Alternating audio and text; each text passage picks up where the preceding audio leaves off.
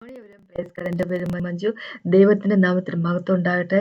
മാനവരാശിയുടെ പ്രശ്നത്തിനെല്ലാമുള്ള പരിഹാരം, ദൈവത്തിൽ നിന്നുള്ള പരിഹാരം എന്ന് പറഞ്ഞ എന്താന്ന് വെച്ച് കഴിഞ്ഞാൽ യേശു ക്രിസ്തു അല്ലെ. Salvation from God almighty, salvation of God almighty എന്നാണ് പറഞ്ഞിരിക്കുന്നത് യേശുവിനെ പറ്റി. മനുഷ്യവർഗത്തിലേക്ക് നമ്മൾ നോക്കുമ്പോൾ, നമ്മുടെ സമൂഹത്തിലേക്ക് നോക്കുമ്പോൾ കാണുന്ന സകല വിധത്തിലുള്ള പാപങ്ങളും അല്ലെ, സകല വിധത്തിലുള്ള രോഗങ്ങളും സാമ്പത്തികമായിട്ടുള്ള പ്രശ്നങ്ങളും എല്ലാ വിധത്തിലും യുദ്ധങ്ങളും എന്താ പറയുക വറുതികളും എല്ലാ നഷ്ടങ്ങളും കുറ്റങ്ങളും എല്ലാം വന്നിരിക്കുക. എല്ലാത്തിൻ്റെ റൂട്ട് കോസ് എന്ന് പറഞ്ഞാൽ എല്ലാം ത്തിന്റെ ഉറവിടം എന്ന് പറഞ്ഞ പാപമാണ് അല്ലെ. മനുഷ്യരെ ദൈവം സൃഷ്ടിച്ച സമയത്ത് പാപത്തോടെയല്ല സൃഷ്ടിച്ചിരിക്കുന്നത്. പാപം ദൈവത്തിലുള്ളതല്ല. പാപം ചെയ്യാൻ ദൈവത്തെ കൊണ്ട് സാധിക്കട്ടെ. ദൈവം പരിശുദ്ധനാണ് അല്ലെ. പരിശുദ്ധി മാത്രമേ ഉള്ളൂ ദൈവത്തിൽ, യേശുവില്. പക്ഷെ മനുഷ്യവർഗം തൻ്റെ ഇഷ്ടപ്രകാരം പോയി കഴിഞ്ഞപ്പോൾ പാപം ലോകത്തിലേക്ക് വന്നു. പാപത്തിന്റെ ഫലമായിട്ട് മരണവും അല്ലെ. ഇന്ന് നമ്മൾ സൊസൈറ്റിയിൽ കണ്ട സകല പ്രശ്നത്തിനും എൻ്റെ കാരണം എന്ന് പറഞ്ഞ പാവമാണ്. പക്ഷേ ആ കാരണം അതിനൊരു സൊല്യൂഷനായിട്ട് നമ്മുടെ ദൈവം പിതാവ് മകനെ ഈ ലോകത്തിലേക്ക് വിട്ടു. യേശുക്രിസ്തുവാണ് സൊല്യൂഷൻ. യേശുക്രിസ്തു മാത്രമാണ് സാൽവേഷൻ. അവനല്ലാതെ വേറൊരു സാൽവേഷൻ ഇല്ല. അവനല്ലാതെ രക്ഷയില്ല അല്ലെ. മാനവരാശിക്ക് രക്ഷിക്കപ്പെടാൻ വേണ്ടി ഈ ലോകത്തിൽ ഭൂമിയുടെ മുകളിൽ ദൈവം തന്നിരിക്കുന്ന അല്ലെ, സൂര്യന് താഴെ സ്വർഗത്തിലും എവിടെയാന്ന് വെച്ചാലും ദൈവം തന്നിരിക്കുന്ന ഒരൊറ്റ പേര് മാത്രം. ആ പേരാണ് യേശു ക്രിസ്തു. അപ്പോൾ മനുഷ്യവർഗത്തിന്റെ സൊല്യൂഷനാണ് യേശു ക്രിസ്തു. അതാണ് ഇന്നത്തെ എൻ്റെ ടോപ്പിക്ക്. മുമ്പോട്ട് പോകുന്നതിന് മുമ്പായിട്ട് നമുക്കൊന്ന് പ്രാർത്ഥിക്കാം. പ്രാർത്ഥിച്ച ശേഷം സംസാരിക്കും. കർത്താവേ, സമയത്ത് നന്ദി പറയുന്നു കർത്താവേ. അങ്ങനെ പോലെ ദൈവമില്ല, ഞങ്ങളുടെ സ്നേഹം പോലത്തെ സ്നേഹവുമില്ല കർത്താവേ.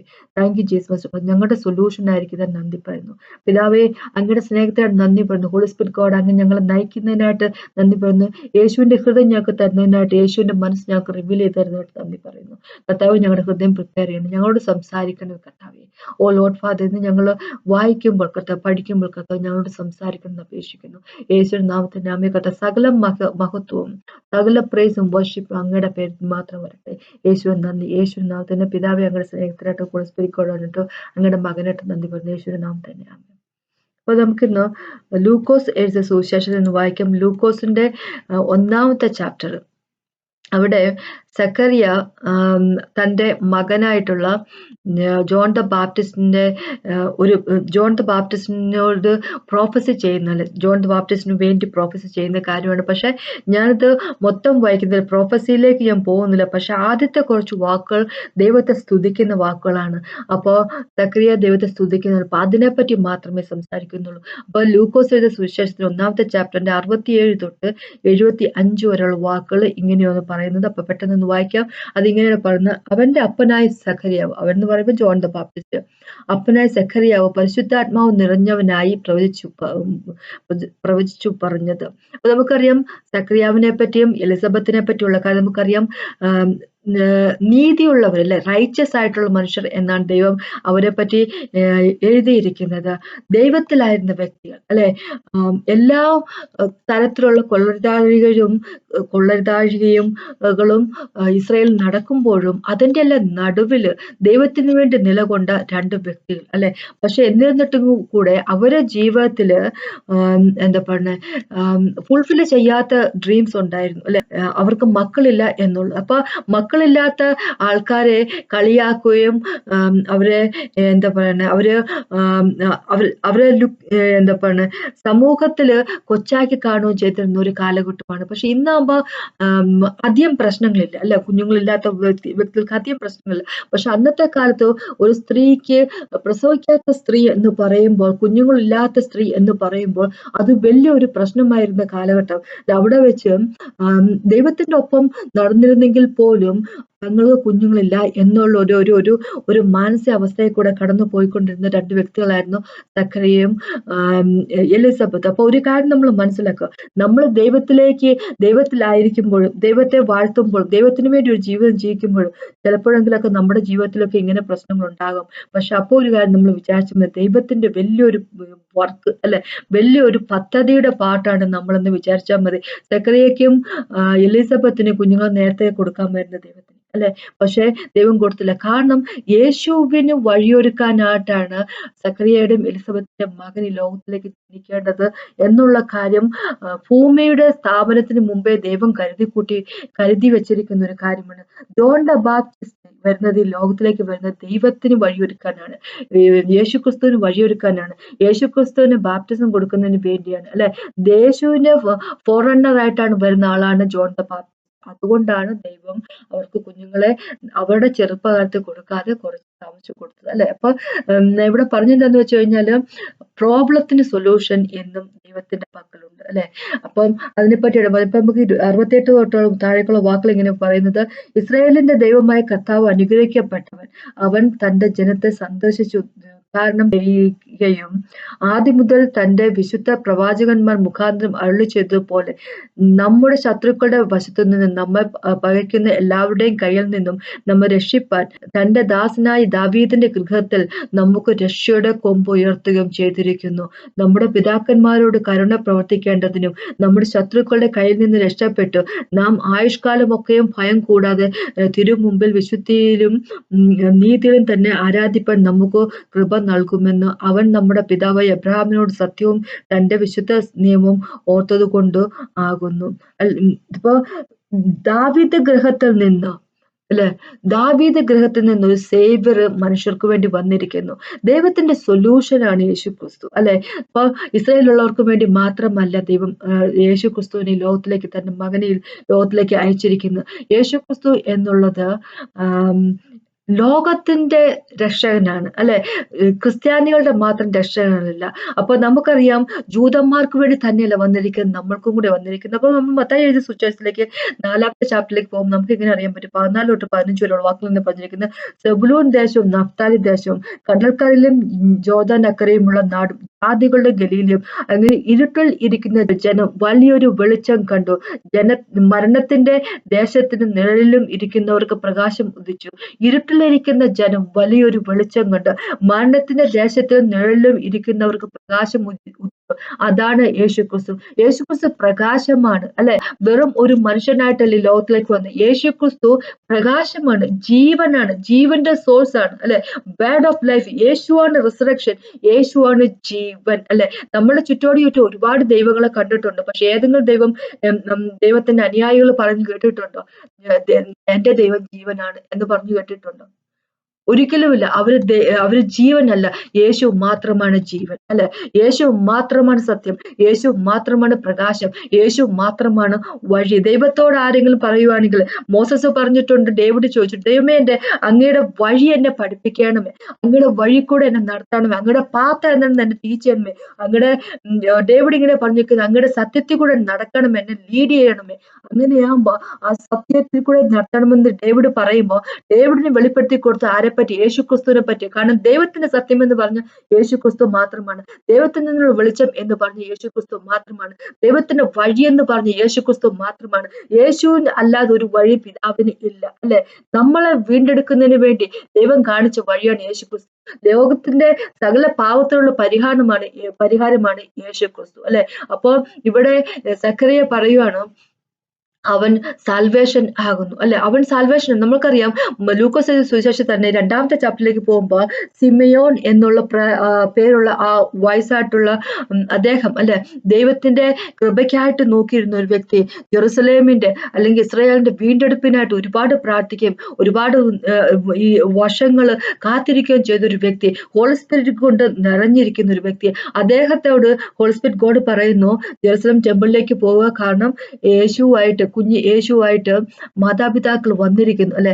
ദൈവത്തിന് യേശുവിനെ പിതാവിന് ഡെഡിക്കേറ്റ് ചെയ്യുന്നതിന് വേണ്ടി. അപ്പൊ യേശുവിനെ കണ്ടു കഴിഞ്ഞപ്പോ സിമിയോൻ ഇങ്ങനെ പറഞ്ഞിരിക്കുന്നത്, എന്റെ കണ്ണുകൾ കൊണ്ട് ദൈവത്തിന്റെ രക്ഷയെ ഞാൻ കണ്ടിരിക്കുന്നു, അല്ലെ. സാൽവേഷൻ ഓഫ് ഗോഡ് എന്നാ പറഞ്ഞിരിക്കുന്നത്. യേശുക്രിസ്തു സാൽവേഷൻ ഓഫ് ഗോഡ്. രാശിക്ക് ദൈവം തന്നിരിക്കുന്ന രക്ഷയാണ് യേശുക്രിസ്തു. വേറെ ഒരു രക്ഷയും ഇല്ല ഈ ലോകത്തില്. സൂര്യന്റെ താഴെ, ഭൂമിയുടെ മുകളില്, അല്ലെങ്കിൽ വെള്ളത്തിന്റെ അടിയിൽ, എവിടെ പോയെന്ന് പറഞ്ഞാലും, ഇനി ബഹിരാകാശത്ത് പോയെന്ന് പറഞ്ഞാലും, ഈ സമുദ്രത്തിന്റെ അടിയിൽ പോയെന്ന് പറഞ്ഞാലും, ഒരൊറ്റ നാമം മാത്രമേ ഉള്ളൂ ഈ ലോകത്തില് മനുഷ്യവർഗത്തിന്റെ സകല വിധത്തിലുള്ള പ്രോബ്ലംസിനുള്ള സൊല്യൂഷൻ എന്ന് പറഞ്ഞു കഴിഞ്ഞാൽ ഒരൊറ്റ നാമം മാത്രം. രക്ഷയ്ക്കായിട്ട് നമ്മുടെ ഇന്നർമോസ്റ്റ് ബീയിങ്ങിന്റെ എന്താ പറയുക ആത്മാവിന്റെ രക്ഷയ്ക്ക് ഇപ്പൊ തന്നെയല്ല, നമ്മുടെ ജീവിതത്തിന്റെ രക്ഷയ്ക്ക്, ഇവിടെയുള്ള ഈ ലോകത്ത് ഉള്ള ഫിസിക്കലായിട്ടുള്ള നമ്മുടെ ജീവിതത്തിന്റെ രക്ഷയ്ക്കായിട്ട് സകല വിധത്തിലുള്ള സൊല്യൂഷനായിട്ട് ഒരൊറ്റ നാമം മാത്രമേ ദൈവം തന്നിട്ടുള്ളൂ. ആ നാമമാണ് യേശു ക്രിസ്തു. യേശുവ, ഗോഡ് ഇസ് സാൽവേഷൻ എന്ന വാചകം ദൈവം രക്ഷയാകുന്നു. അതാണ് യേശുവ അല്ലെങ്കിൽ ജീസസ് എന്നുള്ള പേരിന്റെ അർത്ഥം. ദൈവം സാൽവേഷൻ. ഇത് യേശു ക്രിസ്തു സാൽവേഷനാണ്, യേശു ക്രിസ്തു രക്ഷയാണ്, അല്ല വേറെ ഒരു രക്ഷയും ഇല്ല. പാപികളായിരുന്ന മനുഷ്യരെ രക്ഷപ്പെടുത്താൻ വേണ്ടി വന്നിരിക്കുന്ന ദൈവമാണ് യേശു ക്രിസ്തു, അല്ലെ.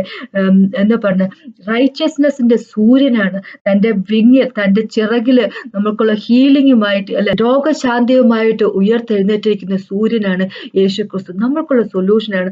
അതാണ് ഇവിടെ സക്കറിയ പറഞ്ഞത്. സക്കറിയ ദൈവത്തെ പ്രൈസ് ചെയ്യുക. സക്കറിയ ഹോളി സ്പിരിറ്റ് കൊണ്ട് നിറഞ്ഞിരുന്നു. അപ്പൊ സക്കറിയ ഇങ്ങനെ പറയുക, തന്റെ പിതാക്കന്മാരുടെ കരുണ കാണിക്കുന്നതിന് വേണ്ടി, അല്ലെ, എബ്രഹാമിനോട് അദ്ദേഹം ദൈവം ഒരു വചനം കൊടുത്തിരുന്നു. എബ്രഹാമിനൊരു ഒരു ഓത്തെടുത്തിരുന്നു. എബ്രഹാമിനോട് ഒരു കാര്യം ദൈവം പറഞ്ഞിരുന്നു. അപ്പൊ അറിയാം, ജെനസിസിലേക്ക് പോകുമ്പോൾ, ജെനസിസ് ചാപ്റ്റർ 12 ഉൽപ്പത്തിന്റെ 12 ദൈവം ഇങ്ങനെ പറഞ്ഞിട്ടുണ്ട് എബ്രഹാമിനോട്, തന്റെ രാജ്യത്തിൽ നിന്നും, തന്റെ ഫാമിലിയും തന്റെ പിതാവിന്റെ ഭവനത്തിൽ നിന്നെല്ലാം ഇറങ്ങി പുറപ്പെടുമെന്ന് പറഞ്ഞു. താൻ കാണിക്കുന്ന, ദൈവം കാണിക്കുന്ന സ്ഥലത്തേക്ക് പോകുക, അല്ലെ. അവിടെ എബ്രഹാമിനെ ഒരു നേഷനാക്കി തീർക്കും, ഒരു രാജ്യമായിട്ട് തീർക്കും, അല്ലെ. അവിടെ എന്താ പറയുക, എബ്രഹാമിനെ അനുഗ്രഹിക്കും, മറ്റുള്ളവർക്ക് അനുഗ്രഹമാക്കി തീർക്കാൻ വേണ്ടി എബ്രഹാമിനെ അനുഗ്രഹിക്കും. എബ്രഹാം വഴി, അല്ലെ, എബ്രഹാമിന്റെ സീഡ് വഴി എന്ത് പറ്റും, ഈ ലോകത്തുള്ള സകല ഫാമിലികളും അനുഗ്രഹിക്കപ്പെട്ടിരിക്കുക തന്നെ, അല്ലെ, തന്നെ ചെയ്യും. ആ ദൈവം പറഞ്ഞിരിക്കുന്ന അങ്ങനെ എബ്രഹാം വഴി അനുഗ്രഹിക്കപ്പെടും എന്ന് നമ്മൾ പറഞ്ഞിരിക്കുന്നത് യേശുക്രിസ്തു വഴിയാണ്. അപ്പൊ എനിക്ക് എന്താ പറയുള്ളതെന്ന് വെച്ച് കഴിഞ്ഞാല്, ഇവിടെ ദൈവം പറഞ്ഞിരിക്കുന്നത് നമ്മുടെ ശത്രുക്കളെ കയ്യിൽ നിന്ന് നമ്മളെ വിടിപ്പിക്കുന്നതിന് വേണ്ടി. ശത്രുക്കൾ എന്ന് പറഞ്ഞാൽ ഫിസിക്കലായിട്ട് നമുക്ക് ആർക്കെങ്കിലും ഒക്കെ ശത്രുക്കൾ ഉണ്ടാകണമെന്നില്ലല്ലോ, എല്ലാവർക്കും മറ്റു ശത്രുക്കളില്ല. അപ്പൊ നമ്മള് മിക്കവാറും ആൾക്കാർക്ക് ശത്രുക്കളില്ല, അല്ലെ. പക്ഷെ നമ്മൾക്കെല്ലാവർക്കും പൊതുവായിട്ടുള്ളിരിക്കുന്ന ഒരു ശത്രുവുണ്ട്, അതാണ് പിശാച്. അവന്റെ കയ്യിൽ നിന്ന് നമ്മളെ വിടുവിക്കുന്നതിന് വേണ്ടി, അല്ലെ, നമ്മുടെ പാപത്തിൽ നിന്ന് നമ്മളെ വിടുവിക്കുന്നതിന് വേണ്ടി, നമ്മുടെ രോഗത്തിന്റെ അവസ്ഥയിൽ നിന്ന് നമ്മളെ വിടുവിക്കുന്നതിന് വേണ്ടി, അല്ലെ, നമ്മളുടെ എന്താ പറയുക ദാരിദ്ര്യത്തിൽ നിന്ന് നമ്മളെ വിടുവിക്കുന്നതിന് വേണ്ടി, കുഞ്ഞുങ്ങളുടെ പ്രോബ്ലം, മാരേജിന്റെ പ്രോബ്ലം, സകല വിധത്തിലുള്ള പ്രോബ്ലം, ഈ ലോകത്തിൽ നമ്മൾ അനുഭവിക്കുന്ന സകല വിധത്തിലുള്ള പ്രോബ്ലത്തിൽ നിന്ന് നമ്മളെ വിടുവിക്കുന്നതിന് വേണ്ടി നമ്മൾക്ക് വേണ്ടി ദൈവം അയച്ചിരിക്കുന്ന സൊല്യൂഷനാണ്, നമ്മൾക്ക് വേണ്ടി അയച്ചിരിക്കുന്ന രക്ഷയാണ് യേശു ക്രിസ്തു. എനിക്ക് നിങ്ങളോട് പറയാനുള്ളത് ഇതാണ്. നിങ്ങളുടെ ജീവിതത്തെ കൂടെ, പ്രശ്നത്തെ കൂടെ കടന്നു പോവുകയാണെങ്കിൽ, നിങ്ങളുടെ ജീവിതത്തിന് അർത്ഥമില്ലെന്ന് വിചാരിക്കുകയാണെങ്കിൽ, ജീവിതത്തിൽ ഒന്ന് കഴിഞ്ഞ അടുത്ത പ്രവൃത്തി കൂടെ പലരും കടന്നു പോകുന്നതായിട്ട് അറിയാൻ പറ്റും. അപ്പൊ അങ്ങനെ ഒരു പ്രശ്നത്തിൽ കൂടെ നിങ്ങൾ കടന്നു പോവാണെങ്കിൽ, നിങ്ങൾ ഒരു ഒറ്റ കാര്യം മാത്രം ചെയ്താൽ മതി. യേശു ക്രിസ്തുവിന്റെ കയ്യിലേക്ക് നിങ്ങൾ കൊടുത്താൽ മതി. അവൻ നോക്കിക്കൊള്ളും. കാരണം അവൻ മാത്രമാണ് സൊല്യൂഷൻ. ദൈവത്തിലേക്കുള്ള സൊല്യൂഷൻ അവൻ മാത്രമാണ്, അല്ലെ. നേരത്തെ ദൈവത്തിന്റെ അടുത്തേക്ക്, ദൈവത്തിന്റെ ഹോളി ഓഫ് ഹോളീസിലേക്ക് പോകാനുള്ള അധികാര അവകാശമൊന്നും എല്ലാവർക്കും മറ്റും ഉണ്ടായിരുന്നില്ല, അല്ലെ. ലെവി ഗോത്രത്തിൽപ്പെട്ടവർക്ക് മാത്രം, അതും ആരന്റെ ഫാമിലി പെട്ടവർക്ക് മാത്രമേ ഉള്ളൂ. ഹൈ പ്രീസ്റ്റിന് മാത്രമേ ഉള്ളൂ ഹോളി ഓഫ് ഹോളീസിൽ, അല്ലെ, ഏറ്റവും പരിശുദ്ധമായിട്ടുള്ള ആർക്ക് ഓഫ് കവനന്റ് ഒക്കെ ഇരുന്ന സ്ഥലത്തേക്ക് പോകാൻ പറ്റുമായിരുന്നു. അതും വർഷത്തിൽ ഒരു പ്രാവശ്യം മാത്രം പോകാൻ സാധിക്കുമായിരുന്നെങ്കിൽ, ഇന്ന് നമ്മളെപ്പോലുള്ള ജാതികൾക്ക് പോലും, അല്ലെ, ജാതികളായിരുന്നവർ, ഇപ്പൊ ജാതിയല്ല, നേരത്തെ ജാതികളായിരുന്നവർക്ക് പോലും നമ്മൾക്ക് എത്തിപ്പെടാൻ വേണ്ടി ഉള്ളൊരു വാതിൽ, ഒരു വഴി യേശു ക്രിസ്തു തുറന്നു തന്നിരിക്കുകയാണ്. സ്വന്തം ശരീരം അനുഭവിച്ച എന്താ പറയുക യാതന വഴി, അല്ലെ, സ്വന്തം രക്തം കൊണ്ട് ഒരു വഴി നമ്മൾക്ക് വേണ്ടി തുറന്നു തന്നിരിക്കുകയാണ്. ഇന്ന് പിതാവിന്റെ പക്കത്തേക്ക് ഏത് വ്യക്തിക്ക് പോലും എപ്പോ വേണമെങ്കിലും പോകാൻ പറ്റും, അല്ലെ. പാപികളായിരിക്കുന്ന വ്യക്തികൾക്ക് പോലും ദൈവമേ എന്നെ രക്ഷിക്കണമെന്ന് പറയാൻ പറ്റും, അല്ലെ. നേരത്തെ എന്താ പറയുക, നമുക്കറിയാം, നമ്മൾ നമ്പേഴ്സ്, അല്ലെ, സംഖ്യാപുസ്തകത്തിലേക്ക് പോകുമ്പോൾ നമ്മൾ വായിക്കുന്ന ഒരു കാര്യമുണ്ട്. മോസസിനോട് ദൈവം പറയുന്നു, ഇസ്രായേൽ മക്കളോട് അവര് പ്യൂരിഫൈ ചെയ്യാൻ പറയുന്ന, ക്ലെൻസ് ചെയ്യണം, അവരെ സാങ്ക്ടിഫൈ ചെയ്യണം. 3 ദിവസം, അല്ലെ, ഇന്ന് നാളെ നിങ്ങൾ അവരെ സാങ്ക്ടിഫൈ ചെയ്യാൻ പറയണം. 3-ാമത്തെ ദിവസം ഞാൻ വരാൻ പോകുന്നു, സീനായ് മലയിലേക്ക് വരാൻ പോവാണ്, അല്ലെ. അപ്പൊ അങ്ങനെ പറഞ്ഞിട്ട് ദൈവം അവരോട് പറഞ്ഞൊരു വാക്കുണ്ട്, ഈ മലയുടെ അടുത്തേക്കൊന്നും വരരുത്, അല്ലെ, അത് പരിശുദ്ധമായിട്ടുള്ളത്, നിങ്ങൾ ആരും ടച്ച് ചെയ്യരുത്, നിങ്ങൾ അവരെ തൊടരുത്, അല്ലെ. തൊട്ട് കഴിഞ്ഞാൽ അവരെ തീർന്നു തകർന്നു പോകും. കാരണം അവരുടെ ദൈവത്തിന്റെ ആ ഒരു പരിശുദ്ധിയിലേക്ക് അവർക്ക് എത്തിപ്പെടാൻ സാധിച്ചിട്ടില്ല, അല്ലെ?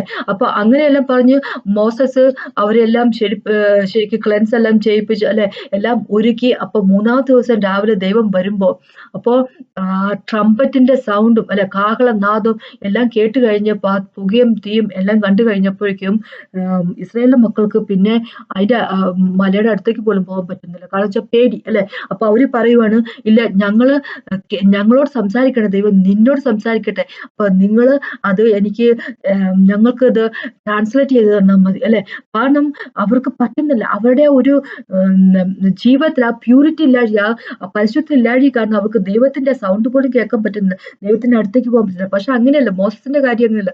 മോസസിന്റെ അടുത്തേക്ക് പോകാൻ സാധിക്കുന്നുണ്ട്. ദൈവം ഇങ്ങോട്ട് കയറി വരൂ എന്ന് മോസനോട് പറയുമ്പോൾ ദൈവത്തിന്റെ അടുത്തേക്ക് പോകാൻ മോസന് സാധിക്കുന്നുണ്ട്. ദൈവത്തിന്റെ ഗ്ലോറിയിൽ, അല്ലെ, പ്രസൻസിൽ 3 ഡയമെൻഷനിലായിട്ട് നമ്മൾ കണ്ട ആ ഗ്ലോറിയിലായിട്ട് മോസസിന് നടന്ന് കയറാനും ദൈവമായിട്ട് അത്രയും ദിവസം അവിടെ സ്പെൻഡ് ചെയ്യാനും സാധിക്കുന്നുണ്ട്. പക്ഷെ ഇവർക്ക് അങ്ങനെയല്ല, അല്ലെ?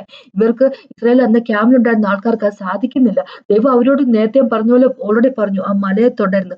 പക്ഷേ അതേ ദൈവം, സീനായിൽ ഇറങ്ങിയ അതേ ദൈവം, അല്ലെ, മനുഷ്യന്റെ രൂപം പ്രാപിച്ച് ഈ ലോകത്തിലേക്ക് വന്നു. അതാണ് വാസ്തവം. എന്ന് വെച്ച് കഴിഞ്ഞാൽ ആ സീനായിൽ ഇറങ്ങിയ ദൈവത്തിന് ഒരു കാര്യം അറിയാം, ഞാനിത് ലോകത്തിലേക്ക് മനുഷ്യന്റെ രൂപത്തിൽ പോയില്ല എങ്കിൽ 1-2 മോസസ് പോലെ അവിടെ ഇവിടെ ആരുടെ മോസസോ അല്ലെ ജോഷുവും കേലവ് പോലെ അല്ലെങ്കിൽ ഡേവിഡൊക്കെ പോലെ 1-2 എണ്ണം അവിടെ ഇവിടെയും കാണത്തുള്ളൂ. ബാക്കി ആരും തന്നെ കൂടെ ഉണ്ടാവില്ല. കടുവ് പൊട്ടിച്ച പോലെ അവിടെ ഇവിടെ 1-2 പേരെ ഉണ്ടാവത്തുള്ളൂ. എന്നെ വിശ്വസിക്കുക, എന്റെ വഴി നടക്കുകയും ചെയ്തു. ബാക്കി എല്ലാം നശിച്ചു പോകും. പക്ഷെ അങ്ങനെ അവരെ നാശത്തിലേക്ക് വിടാൻ ഞാൻ തയ്യാറില്ല. കാരണം എന്റെ സ്നേഹം, അവരോടുള്ള സ്നേഹം എന്ന് പറഞ്ഞാൽ ഒരിക്കലും തീരാത്ത സ്നേഹമാണ്, അല്ലെ? ഒരിക്കലും പറ്റിപ്പോകാത്ത സ്നേഹമാണ് എനിക്ക് അവരോട് ഉള്ളത്. അപ്പൊ അതുകൊണ്ട് അവരെ ആരും ഒരാൾ പോലും നശിച്ചു പോകണമെന്ന് എനിക്ക് താല്പര്യമില്ല. അപ്പൊ അതുകൊണ്ട് ദൈവം ഒരു തീരുമാനം എടുത്തു, ഞാൻ ഈ ലോകത്തിലേക്ക് പോവാണ്, മനുഷ്യന്റെ രൂപത്തിൽ പോവുകയാണ്, അല്ലെ? അപ്പൊ അങ്ങനെ മനുഷ്യന്റെ രൂപത്തിൽ നമ്മുടെ ദൈവം വന്ന ആണ് യേശു ക്രിസ്തു, അല്ലെ? യേശു എന്നുള്ള പേര്, രക്ഷകനാണ് യേശു ക്രിസ്തു. അപ്പൊ നമ്മൾക്ക് ഉള്ള സകല പ്രശ്നത്തിന്റെ പരിഹാരം അവനിൽ മാത്രമാണുള്ളത്. അവൻ മാത്രമാണ് സത്യം, അവൻ മാത്രമാണ് നിത്യതയിലേക്കുള്ള വഴി. അപ്പൊ എനിക്കിത് പറയാനുള്ള എന്താന്ന് വെച്ച് കഴിഞ്ഞാൽ, നിങ്ങളുടെ ജീവിതം, എന്റെ ജീവിതം ഞാൻ കൊടുക്കുകയാണെങ്കിൽ, നിങ്ങളുടെ ജീവിതം നിങ്ങൾ കൊടുക്കാൻ താല്പര്യപ്പെടുകയാണെങ്കിൽ അവിടെ കാണാൻ പറ്റുന്നത് ദൈവത്തിന്റെ ഒരു മഹിമയായിരിക്കും, അല്ലെ? ദൈവം തന്നെ വെളിപ്പെടുത്തി തരുക തന്നെ ചെയ്യും നമുക്ക് വേണ്ടി, അല്ലെ? ദൈവം ഇപ്പം നമ്മൾക്ക് വേണ്ടിയാണ് ദാവീദ് ഗൃഹത്തിൽ നമുക്ക് വേണ്ടി ഒരു രക്ഷയുടെ കൊമ്പ് ദൈവം ഉയർത്തിയിരിക്കുകയാണ്. ഇന്ന് നമ്മളുടെ കൂടെ അവനുണ്ട്. ഹോളി സ്പിരിറ്റ് ഗോഡ് എന്ന് പറയുമ്പോൾ ഒരു കാര്യം മനസ്സിലാക്കി എപ്പോഴും, ഹോളി സ്പിരിറ്റ് ഗോഡ് യേശു ക്രിസ്തു അവർ രണ്ടല്ല. ഹോളി സ്പിരിറ്റ് ഗോഡ് എന്ന് പറഞ്ഞാൽ യേശുവിന്റെ ആത്മാവ് തന്നെയാണ്, അല്ലെ? അപ്പൊ യേശു അൺലിമിറ്റഡ് ആയിട്ടുള്ളതാണ് ഹോളി സ്പിരിറ്റ് ഗോഡ് എന്ന് പറഞ്ഞ്. യേശു ഈ ലോകത്തുണ്ടായിരുന്ന സമയത്ത്, മനുഷ്യന്റെ രൂപത്തിൽ ഉണ്ടായിരുന്ന സമയത്ത് യേശു ഒരുപാട് ലിമിറ്റഡ് ആയിരുന്നു, അല്ലെ? ലിമിറ്റഡ് എന്ന് പറഞ്ഞാൽ വെച്ചാല് ഇസ്രായേലും പിന്നെ അതിന്റെ ചുറ്റും കിടന്ന കുറച്ച് രാജ്യത്ത് യേശു പോയിട്ടുള്ളു. ഇപ്പൊ സൈറോ ഫിനീഷ്യൻ ലേഡീനെ സുഖപ്പെടുത്താൻ വേണ്ടി അവളുടെ ആ ഏരിയയിലേക്ക് പോകുന്നു, അല്ലെങ്കിൽ ഗെന്നസറസ്, അല്ലെ, ഗലീലി തടാകത്തിന്റെ അപ്പുറത്തേക്ക് പോകുന്നു.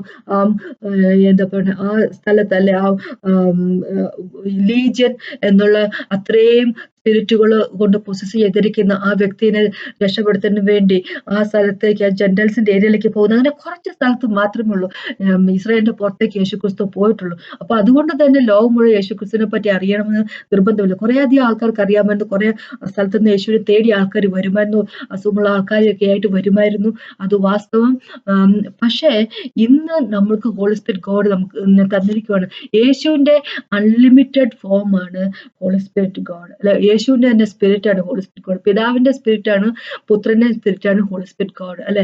അപ്പൊ യേശുവിന്റെ അൺലിമിറ്റഡ് ഫോം ആണ് ഹോളി സ്പിരിറ്റ് ഗോഡ്. അപ്പൊ നമുക്കിന്ന് ഹോളി സ്പിരിറ്റ് ഗോഡിനെ തന്നിരിക്കുവാണ് നമ്മുടെ ജീവിതത്തിന് പരിഹാരമായിട്ട്. അപ്പൊ എനിക്കിത് പറയാനുള്ളത് ഇത് മാത്രമാണ്, അവനാണ് രക്ഷ, അല്ലെ? അവൻ മാത്രമാണ് രക്ഷ. അപ്പൊ അവനിലായിരുന്നാൽ, നിങ്ങളായിരുന്നാൽ, അവന്റെ വഴി കൂടെ നടക്കുകയാണ്, യേശുവിന്റെ വഴി കൂടെ നടക്കുകയാണ്, ജീവിതത്തില് ദൈവത്തിന്റെ കൃപ കൂടെ ഉണ്ടായിരിക്കും, ജീവിതത്തില് ദൈവത്തിന്റെ കരുണ കൂടെ ഉണ്ടായിരിക്കും, അല്ലെ? ഈ ലോകത്ത് ലോകത്തിന്റെ ജീവിതത്തിലും അതിനുശേഷമുള്ള ജീവിതത്തിലും ദൈവത്തിന്റെ കൃപ എന്നും കൂടെ ഉണ്ടായിരിക്കും. അവന്റെ കൈകളിലേക്ക് നിങ്ങളുടെ ജീവിതം കൊടുക്കണമെന്നാണ് ഞാൻ അപേക്ഷിക്കുന്നത്. യേശുക്രിസ്തുവിനെ നിങ്ങൾ വിശ്വസിക്കുന്നില്ല എങ്കിൽ, പല ദൈവങ്ങളിൽ ഒരാളല്ല യേശുക്രിസ്തു. അതാണ് മനുഷ്യർക്കുള്ളൊരു വിചാരം, പല ദൈവങ്ങൾ ഒരാളാണെന്നുള്ളത്. ദൈവം ഒന്നേ ഉള്ളൂ, പലതില്ല അല്ലെ. ഈ ബാക്കിയുള്ള ദൈവങ്ങൾ, യേശു അല്ലാതെ ബാക്കിയുള്ള നമ്മൾ ഈ കാണുന്ന പുറത്ത് കാണുന്ന എല്ലാം ദൈവം, സോക്കോൾഡ് ദൈവങ്ങളും അതെല്ലാം പിശാചിന്റെ ഒരു തന്ത്രം മാത്രമാണ് അല്ലെ. രക്ഷകനായ ദൈവത്തിൽ നിന്ന്, ക്രിയേറ്റർ ഗോഡ്, സൃഷ്ടാവായ ദൈവത്തിൽ നിന്ന് മനുഷ്യവർഗത്തെ കൊണ്ടുപോകുന്നതിന്, പിടിച്ചെടുത്തോണ്ട് പോകുന്നതിന് വേണ്ടി സൈറ്റൻ മനുഷ്യർ വഴി ഉണ്ടാക്കിയ ഒരു കാര്യമാണ് മതം എന്ന് പറഞ്ഞാൽ. അതിൽ കൂടുതലൊന്നുമില്ല. മതം മനുഷ്യരെ ദൈവത്തോട് അടുപ്പിക്കത്തില്ല. ഇന്നേ അവർ അടുപ്പിച്ചിട്ടില്ല, ഇനി അങ്ങോട്ട് അടുപ്പിക്കാനും പോകത്തുമില്ല അല്ലെ. മതം ദൈവം ആരെന്ന് കാണിച്ചു തരുന്നില്ല. ക്രിസ്ത്യാനിറ്റി എന്ന് പറഞ്ഞ മതമല്ല, അത് ദൈവവും താൻ സൃഷ്ടിച്ച എന്താ പറയുക ക്രിയേഷനുമായിട്ടുള്ള റിലേഷൻഷിപ്പ് മാത്രമാണ്. അതാണ് നമ്മുടെ ദൈവം. ദൈവത്തിന് നമ്മളോടുള്ള സ്നേഹം അത്രയധികം കൂടുതലാണ്. അപ്പൊ അതാണ് എനിക്കിത് പറയാനുള്ളത്. നിങ്ങളുടെ ജീവിതത്തെ ദൈവത്തിന്റെ കയ്യിലേക്ക് കൊടുക്കുകയാണെങ്കിൽ അവന്റെ ഗ്ലോറി നിങ്ങളുടെ ജീവിതത്തിൽ കാണുക തന്നെ ചെയ്യും. അതാണ് എനിക്കിത് പറയാനുള്ളത്. അപ്പൊ നമുക്കൊന്ന് പ്രാർത്ഥിച്ചുകൊണ്ട് കർത്താവ്, ഈ സമയത്ത് നന്ദി പറയുന്നു കർത്താവ്. അങ്ങനെ പോലെ ഒരു ദൈവമില്ല, അങ്ങയുടെ കൃപ പോലെ കർത്താവ് വേറൊരു കൃപയുമില്ല. Thank you so much father. ഞങ്ങളുടെ കൂടെ ഉള്ളതിനായിട്ട് നന്ദി പറയുന്നു കർത്താവ്. ഞങ്ങൾ ഒരിക്കൽ പോലും ഉപേക്ഷിച്ച് കളയാത്ത സ്നേഹത്തിനായിട്ട് നന്ദി പറയുന്നു കർത്താവ്. Thank you Jesus master. Thank you Jesus master father God. Almighty, I pray Father, അങ്ങയുടെ ഗ്ലോറി ഞങ്ങളുടെ ജീവിതത്തിൽ വെളിവാക്കി തരണമെന്ന് അപേക്ഷിക്കുന്നു കർത്താവ്. ലോർഡ് ഫാദർ, എന്നെ കേട്ടുകൊണ്ടിരിക്കുന്ന ആളുകൾ ആരെങ്കിലും തന്നെ കർത്താവ് അങ്ങനെ വിശ്വസിക്കാത്ത വ്യക്തികളാണെങ്കിൽ കർത്താവ്, അങ്ങ് അവരെ അങ്ങനെ തന്നെ ഒന്ന് വെളിപ്പെടുത്തി കൊടുക്കണമെന്ന് അപേക്ഷിക്കുന്നു കർത്താവ്. ലോർഡ് ഫാദർ, ഒരാൾ പോലും നഷ്ടപ്പെട്ടു പോകണമെന്ന് ആഗ്രഹിക്കാത്ത ദൈവമാണ് അങ്ങ്. Thank you Jesus master. Praise you holy name father God. സകല വിധത്തിലെ അനുഗ്രഹവും കർത്താവ് എന്നെ കേട്ടുകൊണ്ടിരിക്കുന്ന സകല വ്യക്തികളുടെ ജീവിതത്തിൽ ഉണ്ടാവട്ടെ, യേശുവിന്റെ നാമത്തിൽ തന്നെ. ഇത് കേട്ടൻ തന്നെ ദൈവത്തിന്റെ നാമത്തിൽ മഹത്വം ഉണ്ടാകട്ടെ.